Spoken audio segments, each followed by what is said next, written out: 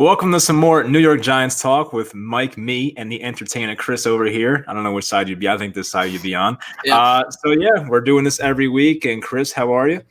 I'm doing good, man. Always love doing this, coming on the channel, talking Giants football. We got our second win against the team without a name, so that's good to know. And now we got another big game coming up this week against the Philadelphia Eagles. Definitely a big game. Yeah, I mean, to be in a big game, and I said this in my post game, in a big game when you're 2-7, I mean, it says a lot about the division you play in, but at the same time, you really can't ask for much more as a Giants fan to be in mid-November and be in a game where it's actually going to be like a pretty big game to determine if you make the playoffs or not. Because I personally feel if they lose on Sunday, they're probably not going to make the playoffs. But if they win Sunday, and you look at the positive aspect, there's actually a chance. And I think they'd be like a game or not, a half game out or a game out. What would it be? I think it's if they lose. I'm just reading the chat. I see a bunch of people say it's not working. Videos all over YouTube aren't working. G-Men Rising saying. So I don't know if you type in the chat if you guys hear us. And type in the chat do you guys hear us at all? What's going on, Rotvale? Thanks for popping in the stream, man. Can't watch. Edward says, "Can you hear us?" Or I'm guessing they. Yeah, a lot of people are saying it's YouTube. Hold on, let me check. Let me check another channel real quick. Hold on one second, guys. Let me check. I know that Bobby's live from Talking Giants. Let me see if it's working on his channel. Let's see. He's only got 54 watching, so I'm guessing he had like 80 watching. So I'm guessing the same thing happened to him. Yep, same thing happened there. He's got it's black and circling, and he's only got 47 people. So, wow. So this sucks. What do we do there? So they hear us, they just can't see us. Okay. Yeah. Can't see nothing. It's YouTube. All right.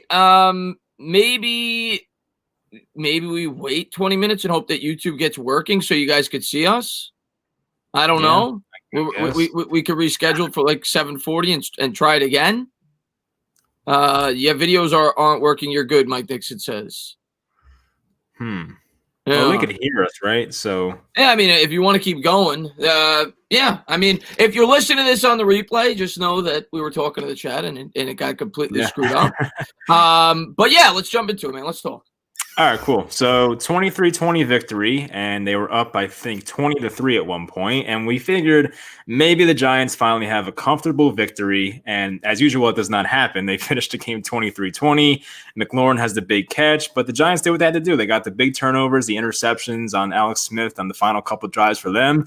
So they did what they had to do. I wish they won by a bit more. And I think last time we played Washington, they probably should have won by more last time as well. So they always like to bring it down to the wire. But a win's a win. So that's definitely positive. And now, I mean, I know they have 2 wins against the same team, and people say Daniel Jones has 5 wins and 4 of them are against the same team, all that nonsense. Hopefully we put an end to that and just beat the Eagles this week. That's all I want. But I think overall it was a pretty solid performance. I mean, there were definitely some mess ups on defense and things like that. Guys were left wide open. That Cam Sims guy was going off on us, and McLaurin, of course. But I think on the offensive side, a guy like Alfred Morris was great, honestly. They opened up a lot of holes for him.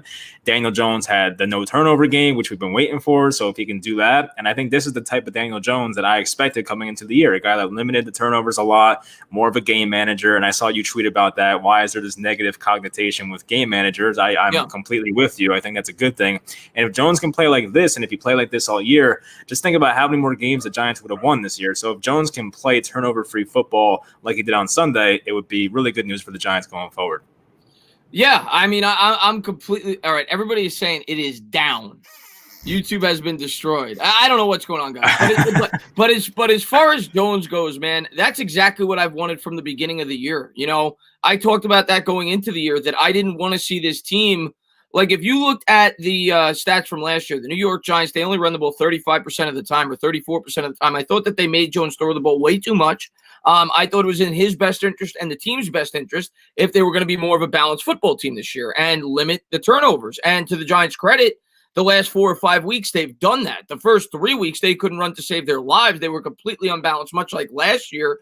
And I do think that maybe, forever – he'd be better served as a game manager, but certainly right now he'd be better served as a game manager, both for his development and because of the team around him.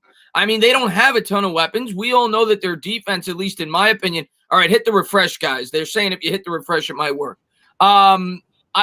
For this team, Mike, I think it is best served for him to be a game manager. I like our defense, but I don't think we have the type of team that's equipped to win shootouts. And I liked what I saw out of Jones. Yes, granted, it was against Washington, and I think 4 of his 5 wins, like you said, have come against Washington. So fans aren't going to fully buy in, rightfully so. They're still going to have question marks about Jones, but hopefully it's a step in the right direction. I said, going into the year, I was going to judge the first half and the second half completely differently. He's off to a 1-0 start over his last 8 games. Hopefully he can continue it this week against Philadelphia, but it was really encouraging. And to me, the play of the game was Jones not fumbling the football on that sack. Yeah. Because we know Daniel Jones from last year, that ball, he fumbles that ball before he's hit last year. And for him to be able to hold on to that football was a huge, huge play in that game. Yeah, I definitely agree. I think that's one of the most overlooked plays from this game. And I don't even know if I mentioned it in my reactions, and now I feel bad about that. But I think they said the same thing on the radio as well.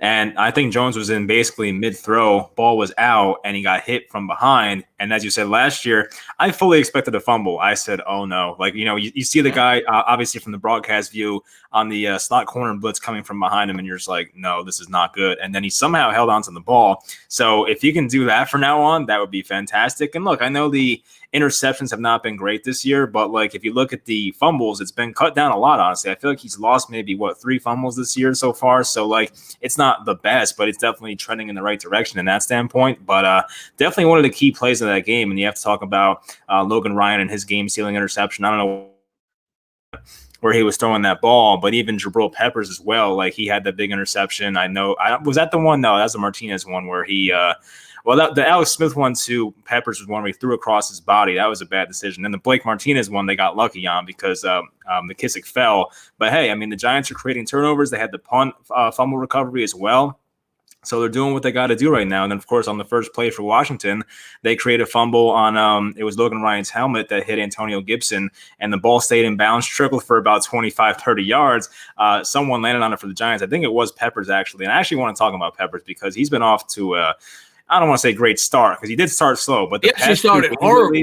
He did start horrible. Couple of games, yeah. But the first 2 games, I tweeted out his stats, and it's actually been really impressive. But if he played like this for a full 16 games, you're talking about a potential defensive player of the year type of player. I feel like that's not too far-fetched. He's been playing that well recently, and not only just making plays in the box and the interceptions and the turnovers and the fumbles, but he's actually doing pretty well in pass coverage. That's something I'm noticing as well. Maybe it's lucky sometimes because he's had a play where the ball hit his shoulder and a couple where he's not facing the ball. But hey, if he's there in the right spot, he's making the plays. So I honestly love what I see from him so far. They have him next year, of course, for the 5th-year option. So if he can continue to play like this and stay healthy, I think health's a big thing with Peppers because we know he's talented. But if he can stay healthy, I'm very excited for his future. Yeah, Peppers had 2 big plays in a row on that on the one of the, I think it was the second to last drive, right? If I'm not mistaken, when they came up with the huge turnover. He looked great throughout the game. I like Peppers. Peppers just has to stay healthy. That's been the biggest question mark with him. But the defense overall, I was looking at the turnover differential. Last year, the Giants were minus 17 in the turnover differential, which was dead last in the league. They're even this year. They're actually 15-15. They're at 0, which is a dramatic improvement. And I think that is probably the biggest reason as to why the New York Giants have stuck with some of these really good football teams. Last year, you go back and look, I tweeted it out a couple of days ago, against teams that were 500 or better last year, the New York Giants were minus 130 in the point differential. This year, in teams that are 500 or better, they're minus 24. So they're sticking much closer to teams that are better football teams this year. And I think a lot of it has to do with the fact that they're creating more turnovers and they're more balanced. They're running the football more, so they're not putting so much pressure on Jones. He's not fumbling it as much. He's only had 2 lost fumbles in 9 starts. Last year he had 12 in 12 starts, or 11 rather in 12 starts. So that's been as much as we want to rag on Jones for everything else, that's been much improved. And I think a lot of that has to do with the fact that they've been able to run the ball more effectively. Definitely. And even for a guy like Alfred Morris, who I didn't know had this much spry left. He didn't look that great in Dallas the past couple of years when he was playing, but for some reason looks really good. I don't know if it was the whole revenge game narrative with Washington, but still, he looked great. He had a nice run where he bounced to the outside and picked up 20-something yards. So if Morris can run like that, even Wayne Gallman's been great. I don't know. We're going to talk about, obviously, the Will Hernandez situation and him returning and Shane Lemieux. But what do you think about the running back rotation? Do you play all 3 guys once Devontae Freeman comes back, or do you stick with 2 and do a 2-man rotation or a 3-man rotation? How do you think they're going to do this? I don't Or want to even interrupt. Dion Lewis too. I forgot about Dion. I That's don't want four. to. I don't want to interrupt you. I don't want Mhm. to interrupt you, Mike. I am getting it from the entire chat now. They're saying we can't hear, we can't see, no. no vids are loading. It's not just here. I think it's throughout YouTube, and there's only 11 people in here now. So we might be better served if you could do this a little bit later to wait Okay. and see if YouTube sorts this out, because nobody's gonna be able to hear anything on the replay either. Yeah. So we Okay. might be, maybe we'll just hang out, talk for like 20, 30 minutes and hopefully get situated.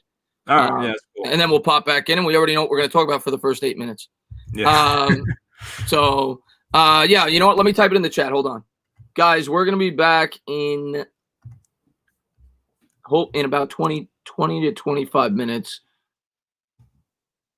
Hopefully YouTube sorts this out.